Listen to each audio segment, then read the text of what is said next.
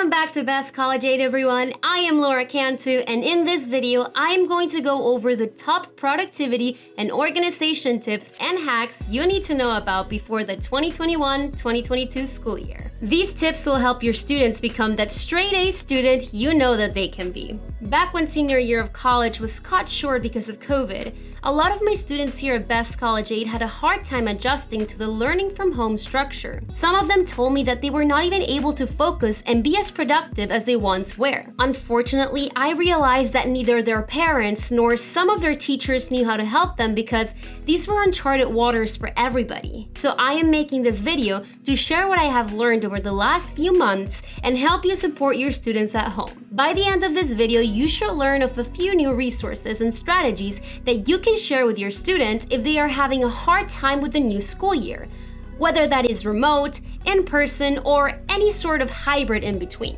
The best part is that you will be able to implement these right away, and you can even apply them to your own day-to-day. Now, if you find this video useful, share it with other parents and give it a like, because we love making content for you and want to continue helping families. Now, without further ado, let's get started. To no one's surprise, the biggest distraction for any person, yes, students and parents alike, is their phone. That's why I want to start off by mentioning 3 phone settings you have to try to minimize distractions and maximize productivity. Number 1, the widely known Do Not Disturb setting. This function will silence all the notifications on your phone while it's not being used, and it will only show them once you pick it up. This will also silence calls unless you get called up 2 times in a row. Additionally, I like to use the bedtime setting on my phone to select when I would like my phone to wind down and when I would like to enter my sleep mode. So what this does is that it reminds you 45 minutes before your designated bedtime that you should start getting ready for bed. And once you enter your sleeping time, it will disable notifications. Now, obviously, one can just choose to ignore the bedtime schedule. However, I find it useful that my phone keeps me accountable for when I should stop using it.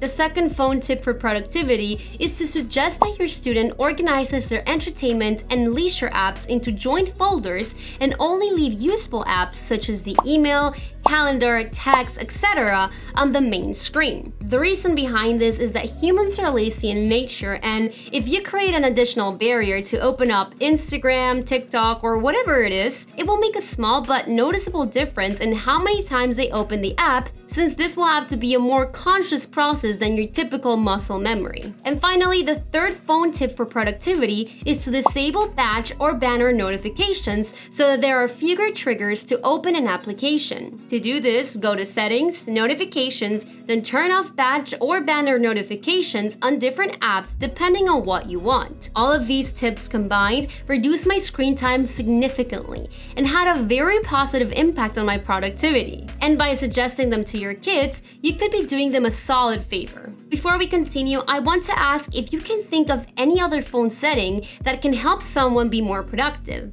If you can, please comment them down below so that we can continue helping our community. Next up, I want to talk about one of the most underutilized free productivity tools, and that is Google Workspace. Now, you're probably thinking, yeah, my kid is already familiar with Google Docs, slides, and sheets. How is this supposed to help them and be more productive? Well, I want to talk specifically about Google Calendar and all of its lesser-known features. Before I do this, I want to share a little story. When I first got to college, I was juggling classes, work, theater rehearsal, an internship, and a social life. This led me to, for the first time ever, create a very detailed calendar with every hour of my life planned out. I know this does not sound like a lot of fun for a high school student, but I didn't do it for fun. I did it because I needed to survive. Whether they know it or not, getting your middle school or high school student in the habit of having a calendar or a to-do list is the key to developing the time management and study habits that will not only increase their academic performance and help them on their road to college, but that will also lead them to healthy load management habits for the rest of their lives. Now that we know why this is so important, let's go over what I think is the best way to do this.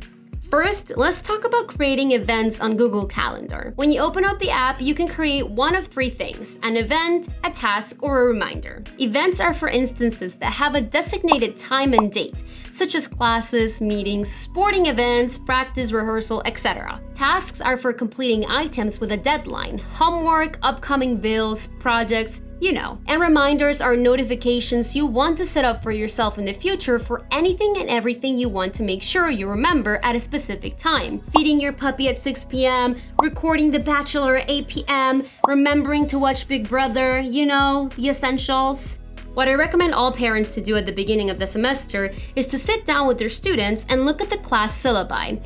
These include everything from when the midterm will be, the due date for major homework assignments, and pretty much anything else you can think of. What is the point of this? Well, studies show how progressive studying is more conducive to learning than cramming, and by having the whole semester planned out in front of you, it becomes easier to manage time and responsibilities throughout the week. So far, this is all pretty basic stuff, so let's go a little bit deeper into how to maximize efficiency throughout these free tools. And I want to teach these next few tips with the following example. Let's say that your son or daughter has a big biology test on Friday, and they want to meet up with their friends via Zoom on Thursday night to study. One tip I suggest is to get the Zoom add-on into their Google Calendar. This can be done by opening Google Calendar, clicking the plus sign on the right sidebar, then clicking the Zoom for G Suite button. By doing this, your student will be able to link their Zoom account to their calendar and instantly add all of their meetings,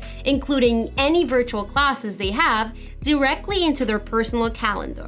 This will save them time when looking for meeting links, since they'll always be right there on their schedule, and makes it so much easier to add guests to an event. Another tip I recommend is to make use of the attachment option.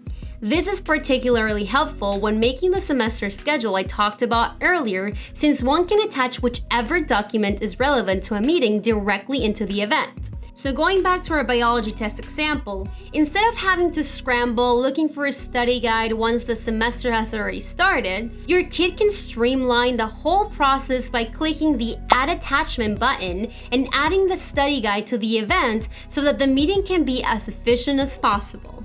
Now, as far as tasks and reminders, a lot of people like to use all sorts of apps to create their to-do lists. But I like keeping all of these in my Google Calendar, as it is very rewarding to check them off throughout the day. You do this by creating a task or reminder and simply clicking on it once you are done and selecting the Mark Completed button. My final recommendation is to tell your kids to create multiple calendars for different things, such as schoolwork, extracurricular, work, and personal activities. This will make it easier to color code and share each of them with a friend, teammate, or coworker in case they need to see their availability. So there you have it. This was my list of top productivity tips and hacks for your kids before starting the 2021-2022 school year.